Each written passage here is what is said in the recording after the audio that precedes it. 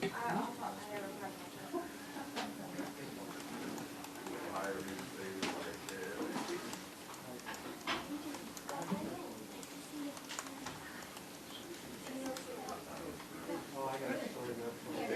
you. Good to see you. Yeah, about working for the state.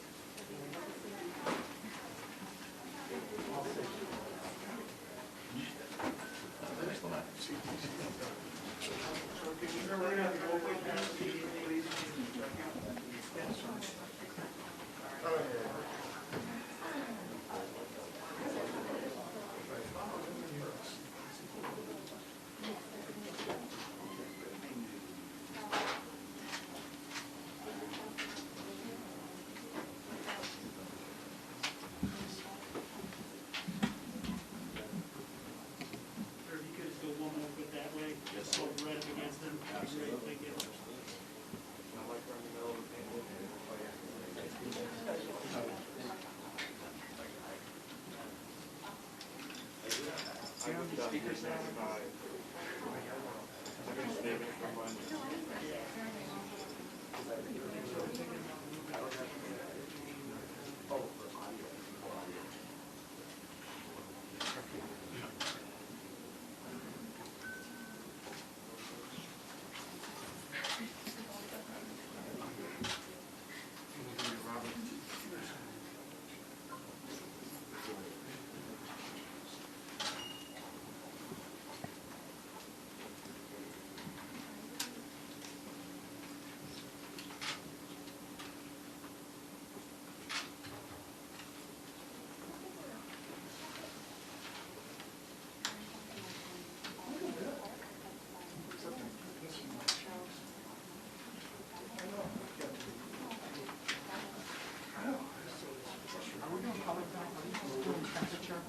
That was about 4. About 40 lines.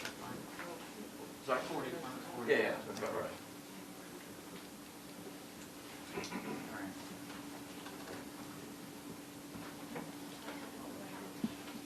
So you think you might be able to squeeze in a little bit over there? Just give them a little bit of that. Unless this gentleman is going to nice enough to scoot over to the end. Oh, thank you so much. There you go. Whatever. Thank you.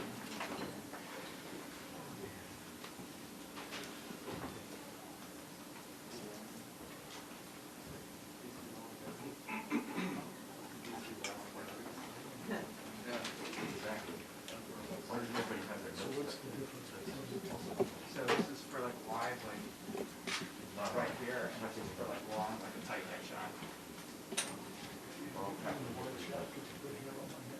Yeah, it looks pretty good. Are you guys participating or just staffing it? Are you staying and speaking? Okay.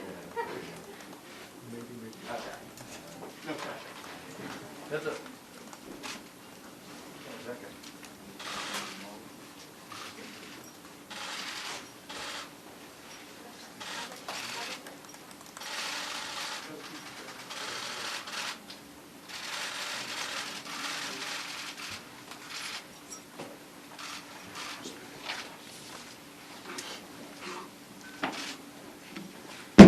Good afternoon, and thank you very much for coming. This is representative of our legal team. We're representing President Trump, and we're representing the Trump campaign. When I finish, Sidney Powell and then Jenna Ellis will follow me, and we will present in brief the evidence that we've collected over the last, I guess it is 2 weeks. Also, Joseph Genever, Victoria Tenzing are here with me. There are a lot more lawyers working on this, but we're the senior lawyers, and Boris Epstein. So, I guess the best way to describe this is when we began our representation of the president, we certainly were confronted with a very anomalous set of results. The president way ahead on election night, 700,000 or 800,000 in Pennsylvania. Somehow he lost Pennsylvania. We have statisticians willing to testify that that's almost statistically impossible to have happened in the period of time that it happened. But of course, that's just speculation. As we started investigating, both our investigations and the very patriotic and brave American citizens that have come forward are extraordinary. Extraordinary number of people, extraordinary number of witnesses. And what emerged very quickly is there's not a singular voter fraud in one state. This pattern repeats itself in a number of states, almost exactly the same pattern, which to any experienced investigator, prosecutor, would suggest that there was a plan from a centralized place to execute these various acts of voter fraud, specifically focused on big cities, and specifically focused on, as you would imagine, big cities controlled by Democrats, and particularly focused on big cities that have a long history of corruption. The number of voter fraud cases in Philadelphia could fill a library. Just a few weeks ago, there was a conviction for voter fraud, and one 2 weeks before that. And I've often said, I guess sarcastically, but it's true, the only surprise I would have found in this is if Philadelphia hadn't cheated in this election, because for the last 60 years, they've cheated in just about every single election. You could say the same thing about Detroit. Each one of these cities are cities that are controlled by Democrats, which means they can get away with anything they want to do. It means they have a certain degree of control over, certainly control the election board completely, and they control law enforcement, and unfortunately, they have some friendly judges that will issue ridiculously irrational opinions just to come out in their favor. So let's start with the specifics. Pennsylvania. In Pennsylvania, the margin of victory now for Biden, which is not a victory, it's a fraud, is 69,140 votes. The reality is that we are now at a count of 682,770 ballots, for which we have affidavits that there was no inspection of that ballot at the time that it was entered in the vote. It was a mail ballot. Mail ballots are particularly prone to fraud. We were warned about that by Jimmy Carter, President Jimmy Carter, and Secretary Baker in a report about a dozen years ago, in which they said that mail balloting is particularly susceptible of fraud, that we should very carefully consider ever doing it, and that it can be taken advantage of. Justice Souter warned us of the same thing in a comment in an election law case. And even the New York Times wrote articles about how dangerous mail-in voting was. And this is the first time we ever did it en masse, and I think we proved that all three are prophets. It's not only susceptible to fraud, it is easily susceptible to fraud, particularly if you have a plan or scheme which sounds eerily similar to what Joe Biden told us a few days before the election, that he had the best voter fraud team in the world. Well, they were good. I don't know that they were that good because they made significant mistakes, like all crooks do, and we caught them. One of them was pushing out Republican inspectors. Every state, almost every civilized country, even Tanzania and places you wouldn't think of, have rules about inspectors, particularly for mail-in ballots. And why particularly for mail-in ballots? Because they can more easily be defrauded, and you can't check on it. People who have never done a mail-in ballot, I'm going to show you why it's so easy. Well, you fill out an envelope like this. You put usually in New York it would be your assembly district and the precinct in which you're voting. You fill out your name and your address, and you sign it. You then use an inner envelope, and you put the ballot inside the inner envelope. You seal it all, and you send it in. When it's being counted, almost invariably in the United States, up until the mass cheating that went on in this election, a Republican and a Democrat inspector, as well as others, if there are other parties, is allowed to watch the unsealing of this ballot. Used to go on all over America when we conducted honest elections. Because the only time you can ever find out if it's a fraudulent ballot is when it is looked at. The minute you approve this, it's thrown away, gone for eternity. The only thing left is the vote. That could have been Mickey Mouse. That could have been a dead person. That could have been not filled out properly. That could have been the same person 30 times. That could have been, and all these things have happened, by the way. That could have been nothing filled out. We'd never know. So, for example, the recount being done in Georgia will tell us nothing, because these fraudulent ballots will just be counted again because they wouldn't supply the signatures to match the ballots. So it means nothing to have counted these ballots because, for example, in Pennsylvania, where we have probably our most precise evidence, 682,770 of these ballots were cast, put in, and they weren't inspected, which renders them ballots that are null and void, cannot be counted, have to be removed from the vote. Why? For several reasons, not the least of which is that was basically only one of 2 places in the state where it was done. So in the other parts of the state, there was a legitimate inspection of the ballots. So if you have 2 different standards in different parts of the state, one favoring one part of the state, the other disfavoring the other part of the state, that's a classic violation of the Equal Protection Clause of the United States Constitution. Bush v. Gore being the most recent case that teaches that.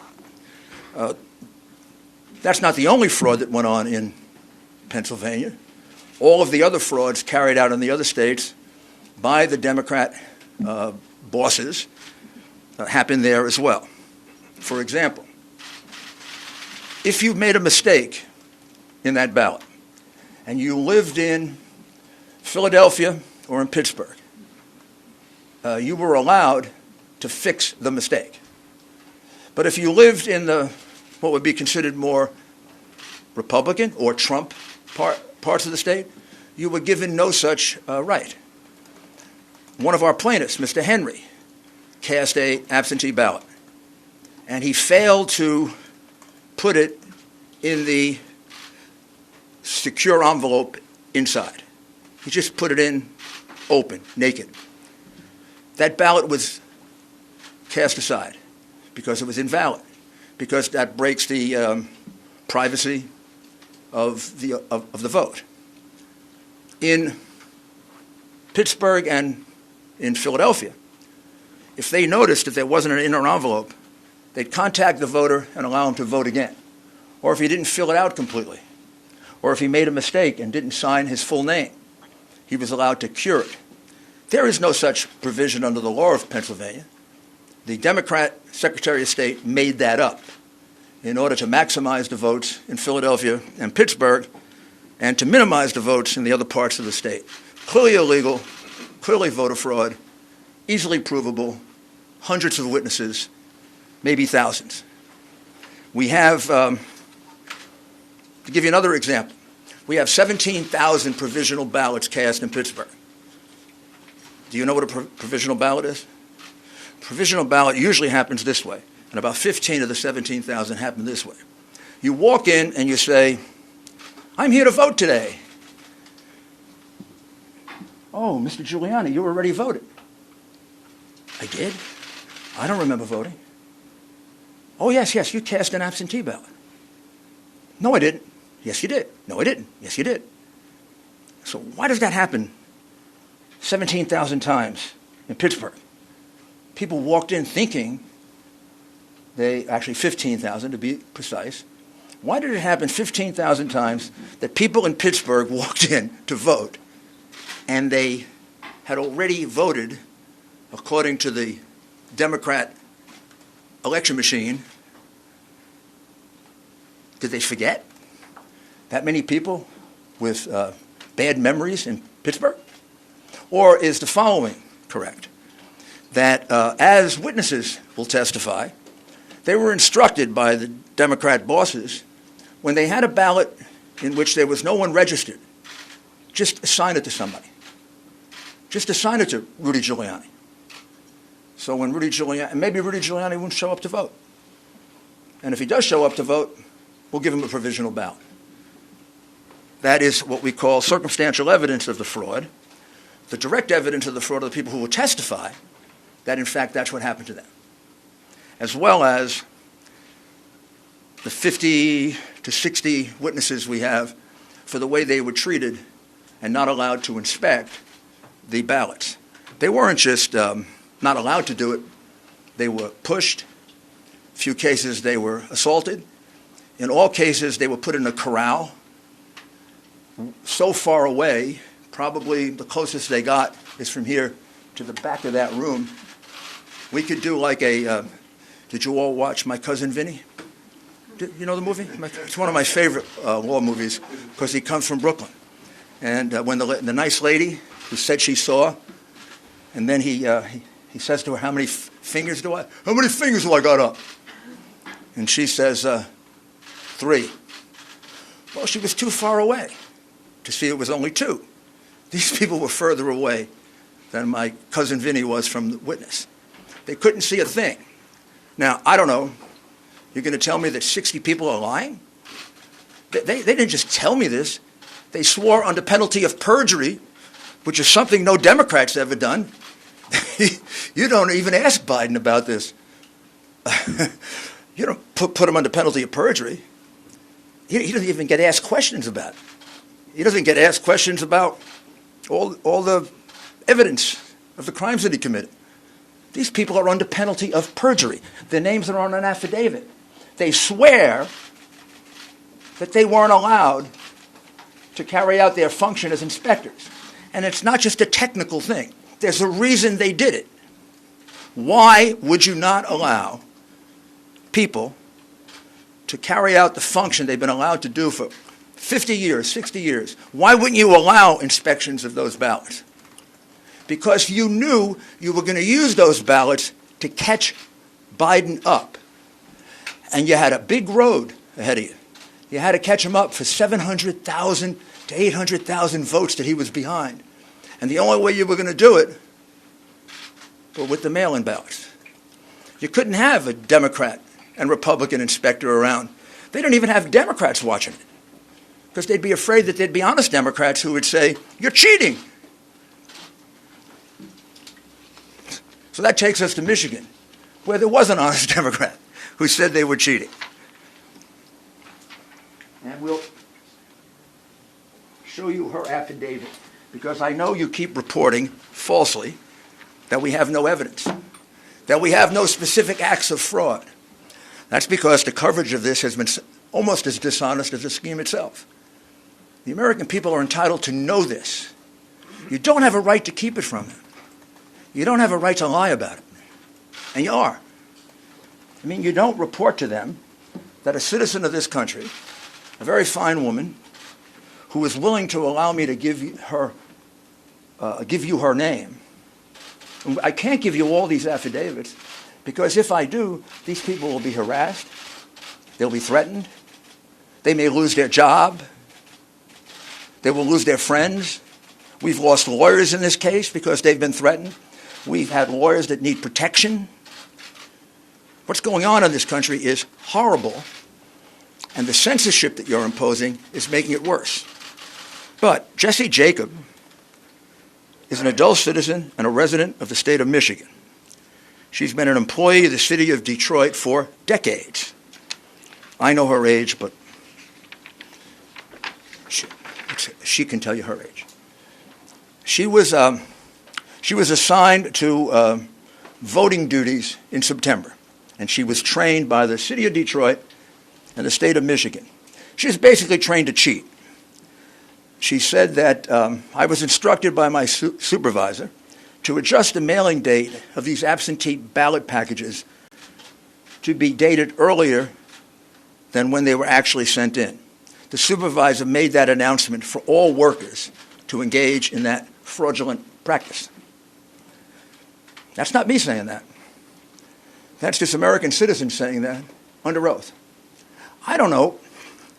Maybe you could say she's lying, but you can't say there's no evidence. This is what we call evidence. This is direct evidence, not circumstantial. I tried many, many cases, as did all my colleagues here. You put a witness on a witness stand, the witness is testifying to their own knowledge. This witness goes on the witness stand and she will say, I was told to adjust the date on the absentee ballots. I witnessed election workers and employees going over to the voting booths with voters in order to watch them vote and coach them for whom to vote. Completely illegal. She will testify to that. I don't know. Biden's people can cross-examine her, but you can't just throw it away. Gee, there's no evidence. Next time you say that, you'll be lying. Because there is evidence. This, oh, by the way, this is public. You can all get it. It's attached to the complaint in Costantino versus the city of Detroit. Then she was instructed by my supervisor not to ask for a driver's license or any photo ID when a person was trying to vote. Don't ask for identification. Why would you not ask for identification?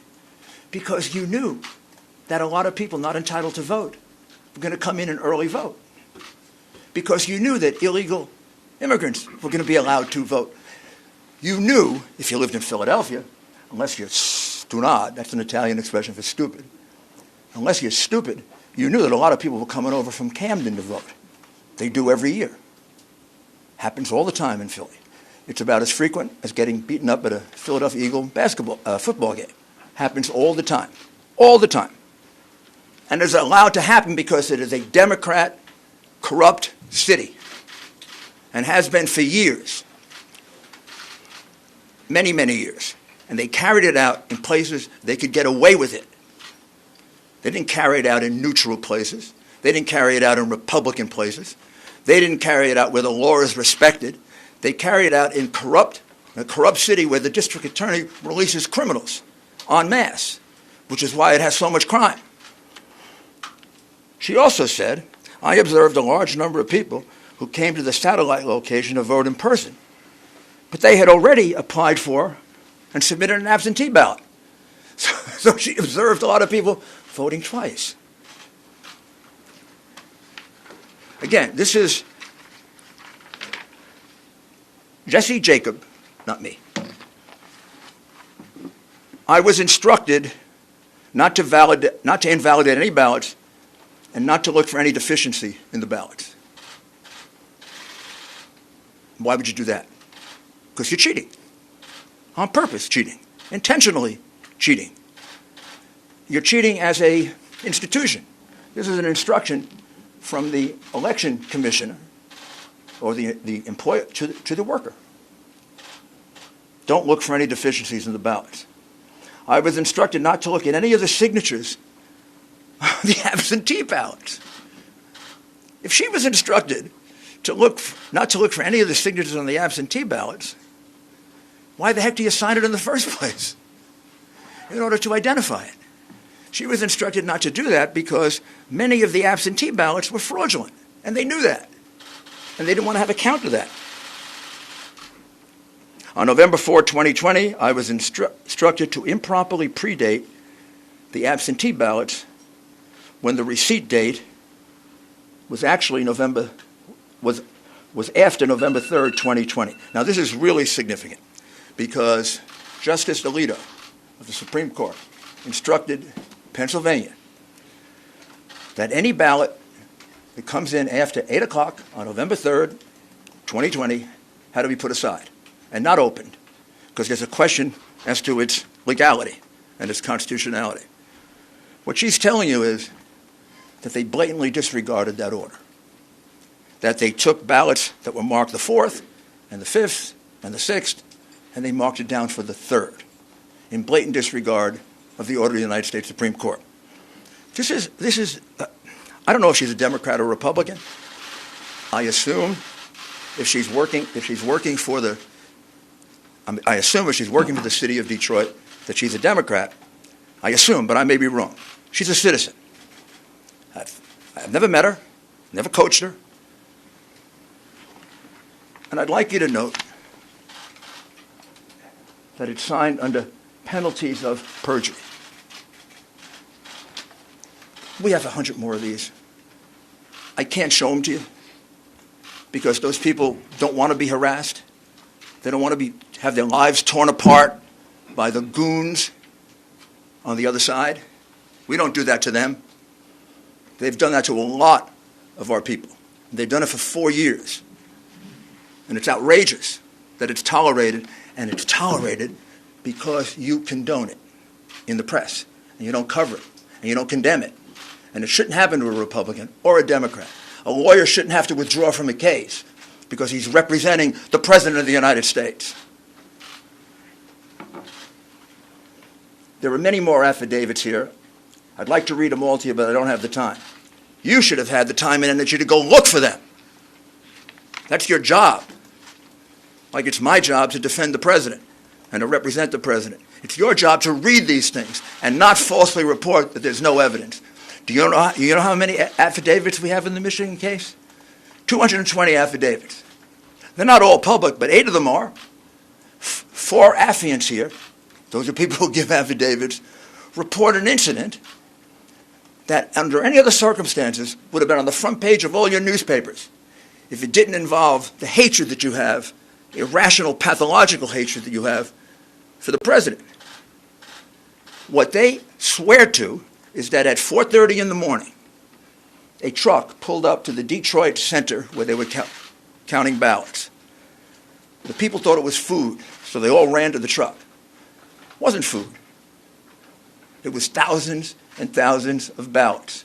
And the ballots were in garbage cans, they were in paper bags, they were in cardboard boxes, and they were taken into the center. They were put on a number of tables. At that time, they thought all the Republican inspectors had left, all but 2 had, and an employee of Dominion, who we will address a little bit later, Dominion. And here's what they jointly swear to, that every ballot that they could see, everything they could hear, these were ballots for Biden. When they saw a ballot, these were ballots only for Biden, meaning there was no down ticket, just Biden. Many of them didn't have anything on the outer envelope because these ballots were produced very quickly, very swiftly, and they're estimated to be a minimum of 60,000, maximum of 100,000. Many of them were triple counted, which means they were put into the counting machine this way. Once, twice, 3 times. I didn't see that. I don't know that, but for the fact that 3 American citizens are willing to swear to it. And we're not going to let them go to court and do that? We're going to let this election go by when there are, in this case, 60 witnesses that can prove what I'm saying to you and other acts of fraud in Michigan? I mean, what's happened to this country if we're going to let that happen? What happened to this country if we're going to cover that up? We let Al Gore carry on an election dispute longer than this one has been going on for one state and for Chads. This happened in Pennsylvania. It happened in Michigan. Michigan probably, right now, if I count up the affidavits, just one case alone, Trump v. Benson, a case that we dismissed today because that case was attempting to get the Wayne County Board of Supervisors to decertify. Well, they did. They decertified. That case has 100 affidavits. And the 100 affidavits show essentially what I've talked to you about. Counting ballots